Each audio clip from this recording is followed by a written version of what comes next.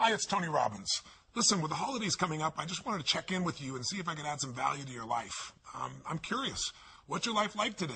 How you doing? How's your family? How's your business?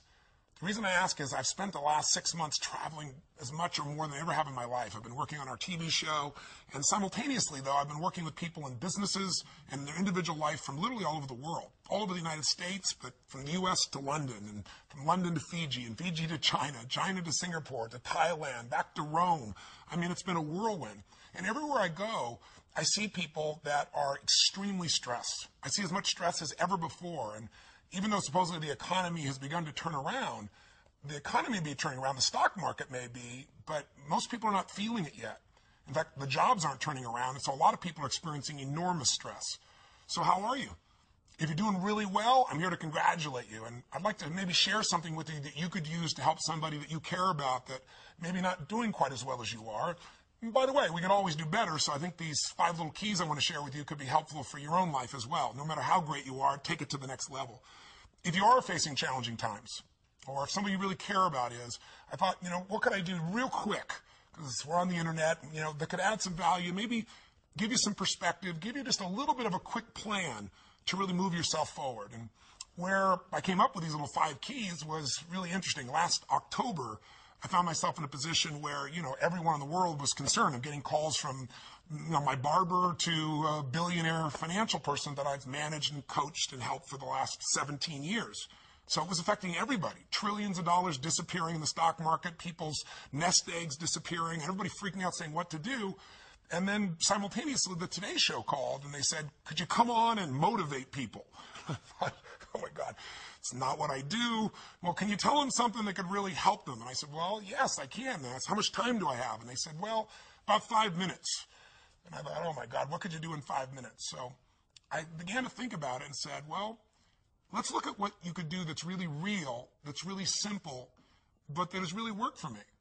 I have so many tools and strategies just like you do in your life, but I'm usually the guy that gets the call when somebody's really challenged. And I thought, what if I look at this differently? What if I look at what have I done in my life during my most difficult times? And this might be useful for you too, to kind of look at your own life and say, when I was in the toughest times and I was able to pull myself through, how did I do it? What were some of the elements that made the biggest difference in your life when you did those turnarounds, when you made it through whatever was your toughest times? For me, those toughest times in the very beginning were when I was just a kid and my mom and dad separated, and my mom thought I was on my dad's side, so she kicked me out. She kicked him out already. He'd moved back east, and I was literally sleeping in my car trying to figure out how to survive. And, homeless, trying to figure out what to do. I had to figure out, what am I going to do to change myself? Because first I was just depressed and overwhelmed, and I felt like there was nothing I could do. I had a similar experience in a different way at a totally different stage of life. In my early 30s, when suddenly I was diagnosed of having a tumor in my brain. And all of a sudden, your whole life becomes total uncertainty.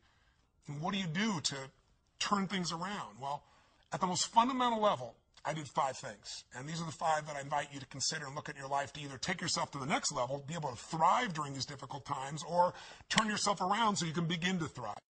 The first thing I believe you got to do to turn yourself around is really take control of your mind, or specifically, you got to feed and strengthen the mind. The mind is an interesting place, isn't it? I mean, fear can take us over. Uncertainty kind of unleashes all these thoughts that make us start to believe very often that things will always be bad, that we'll never be able to turn it around, or that we don't have the capability.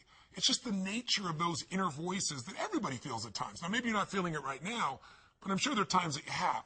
So to take control of your focus, what do you do? Well, I was told all of a sudden I had a tumor, or way back when I'm on my own trying to figure out what to do, I realized that somehow to take control of my mind, I had to feed it.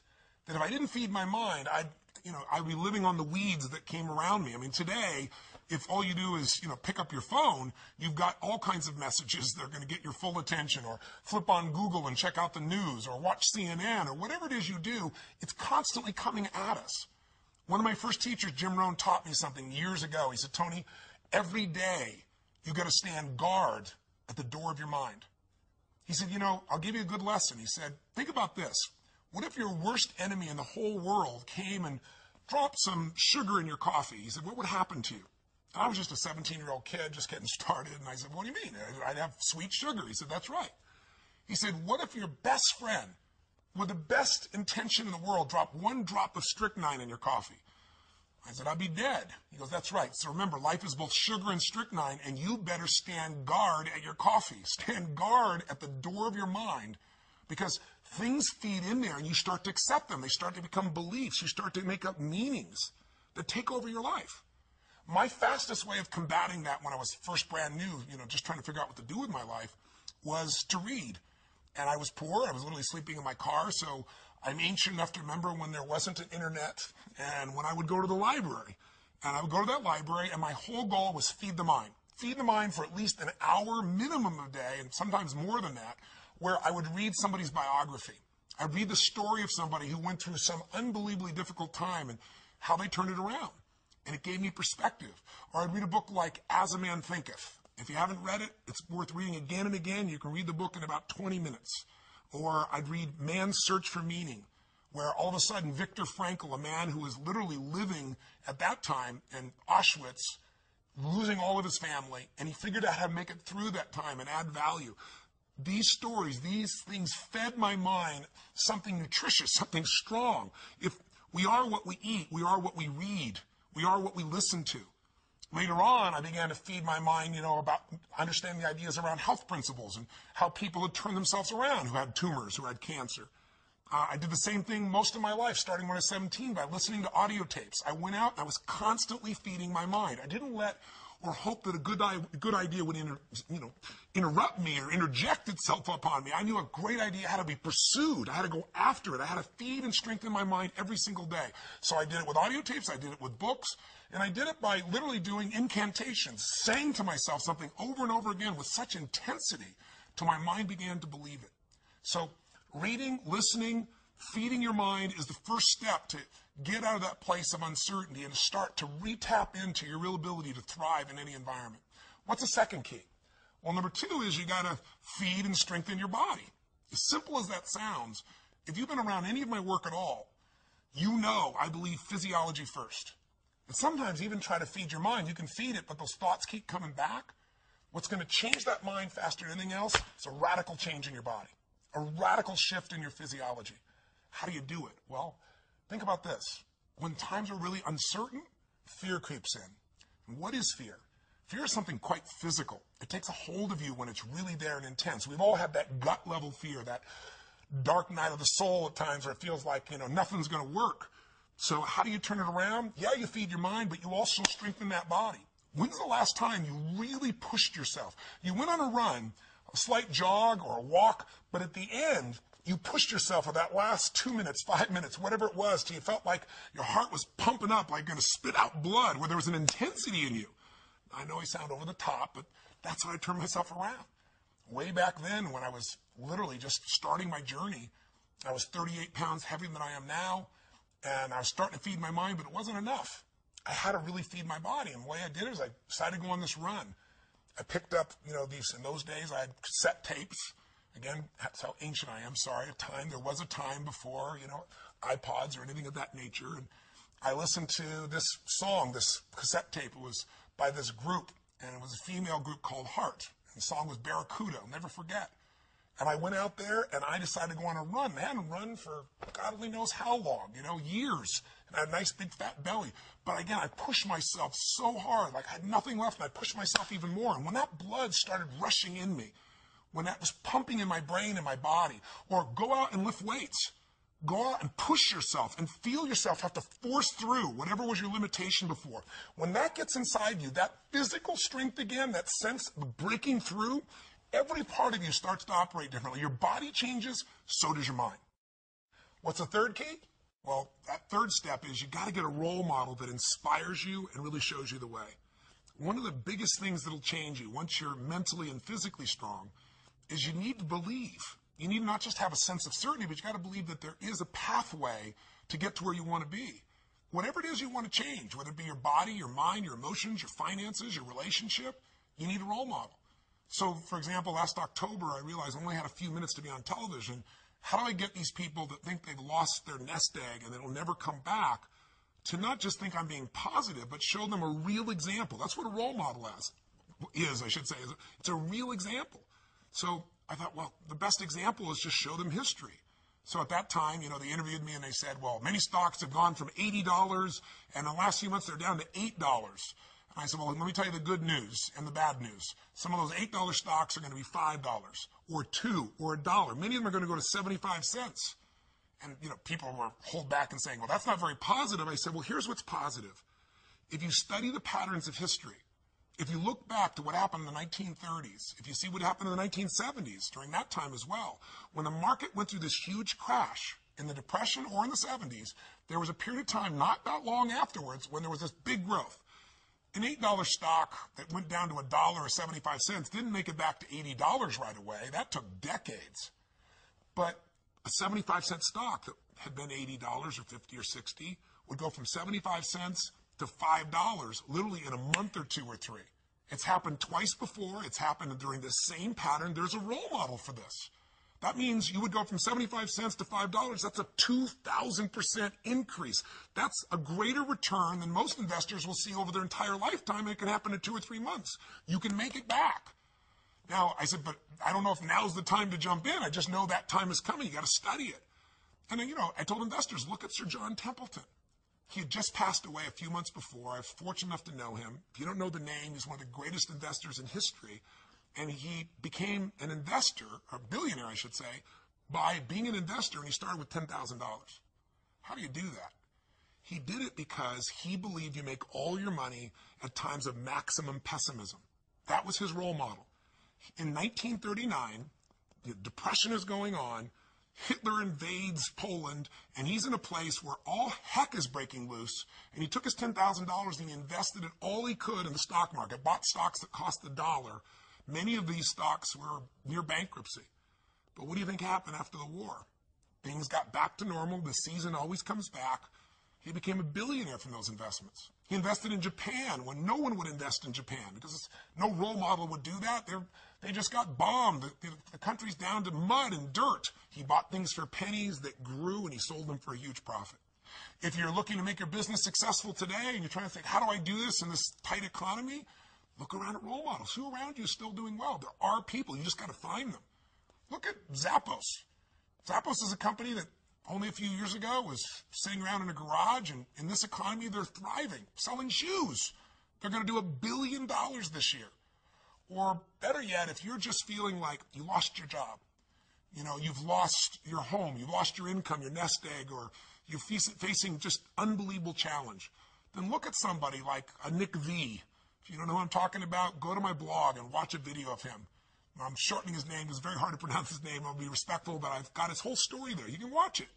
Here's a guy that was born with no arms and no legs. I mean, literally, he can't dress himself, can't move, can't feed himself. He wanted to die. He was totally depressed. And in one day, he figured out a different way of looking at life. He somehow began to strengthen his mind and body, and he got a different role model of what was possible inside of himself. And now he inspires people all over the world. Little kids who think they have a big problem, adults who think they have a big problem, meet him and go, how does he even make a phone call? And you'll see him do it. He's got this one little web foot. Please go see it. You'll be inspired. We all need contrast sometimes. Not only role models of how to get it done and be successful, but role models of how to deal with our problems and our challenges. So get a role model that'll inspire you and show you the way. And the fourth key now is you've got to get a proven plan, and you got to take massive action. Don't even worry about a proven plan. There are lots of role models. Hopefully they'll prove it to you, but get a plan. Do something. I tell people all the time, you got to remember the power of massive action. So often in life, people don't begin the journey because they're not quite sure what to do or how to do it right or how to do it perfect. If you want to change your body, get yourself moving. Don't wait for the perfect trainer. Just go out there and move. Put on your shoes and move and get momentum. Just remember, progress equals happiness. If you can start to make progress, if you can get yourself going, even if it's not perfect, if it doesn't work, you know what to do. Just change your approach. If that doesn't work, change your approach. But if there's anything that'll shift your life, that'll get you to thrive in a difficult situation, is take some massive action. Try something else. Change it, try it, move it.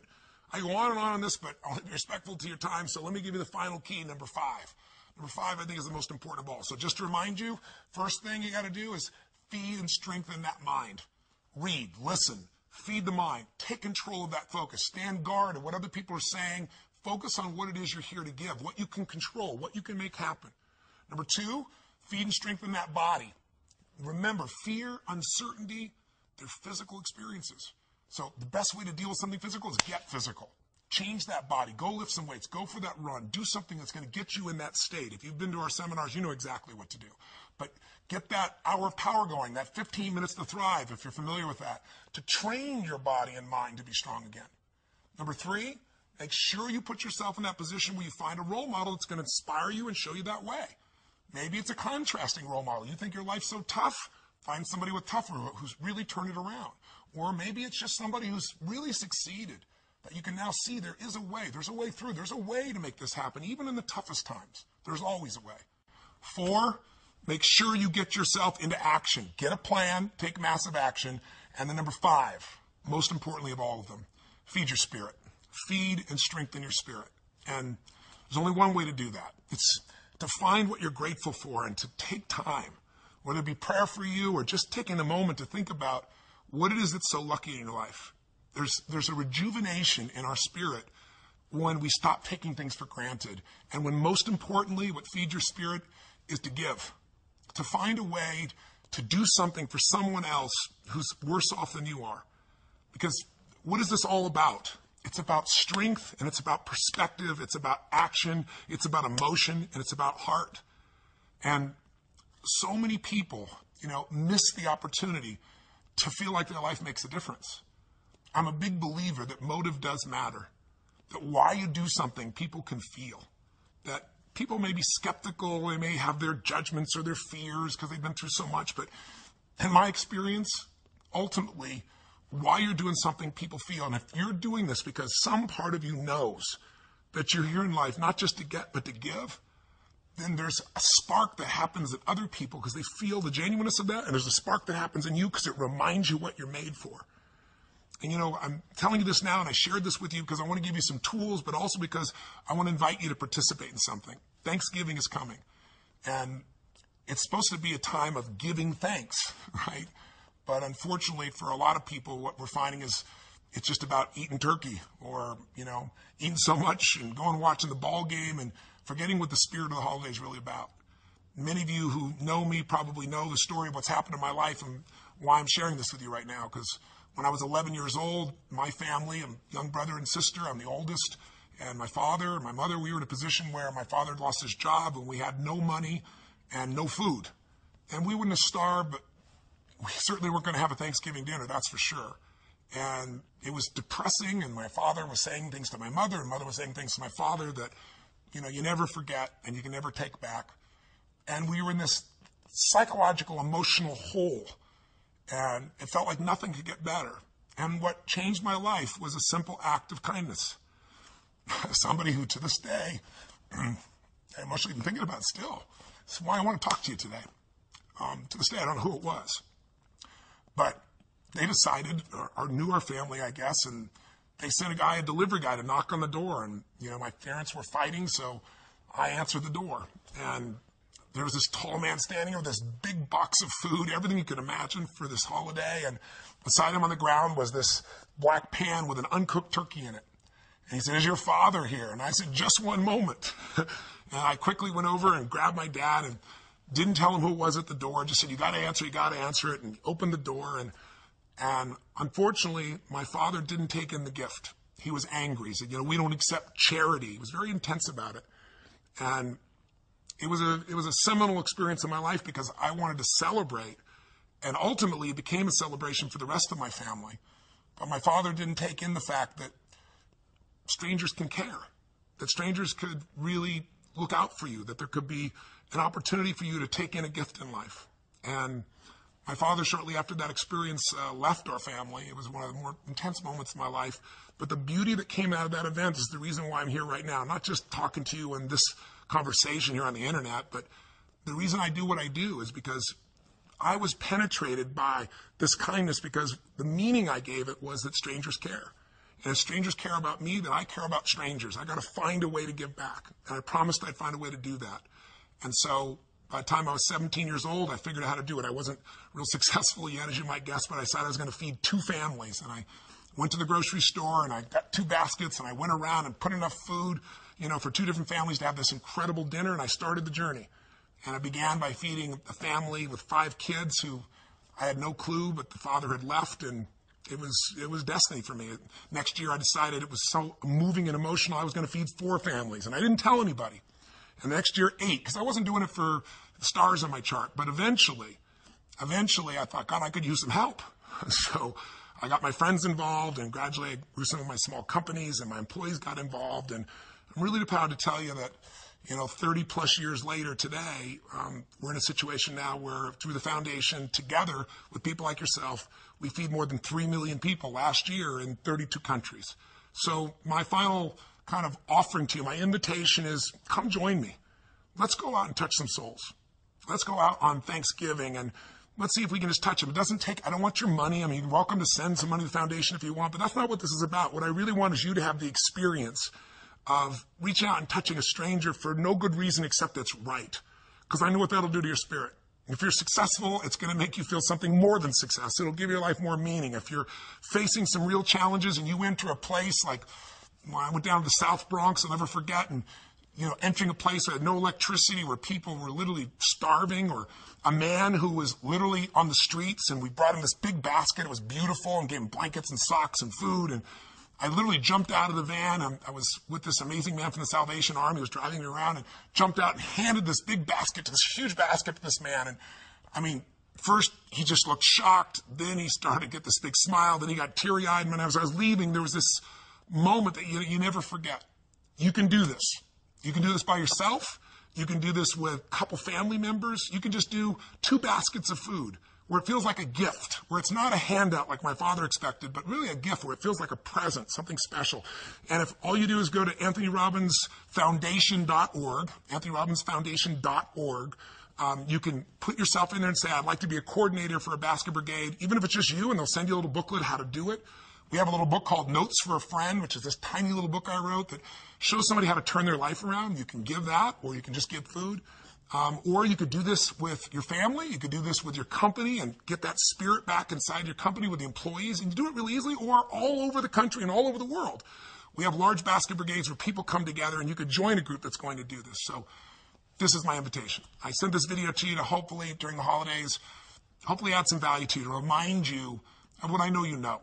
You can thrive no matter what the obstacle, no matter what the economy, no matter what the challenge.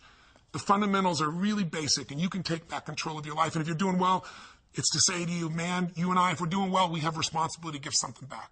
Not only responsibility, but an opportunity. So thanks for listening for so long. I hope this has been helpful for you. Sorry I'm emotional, but it doesn't matter how many decades I've been a part of this. There are people out there suffering, people out there that you could touch. And I'm one of those people that got touched. I'm here because of it. And I think I've been able to help lots of people in my life because of those challenges and because of someone caring.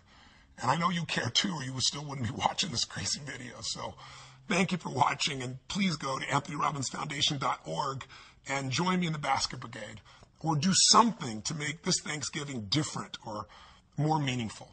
And I hope this has been helpful to you in your life in some way. And again, I appreciate your time, and I look forward to hopefully our paths crossing again sometime soon. Till then, live strong, live with passion, and God bless you.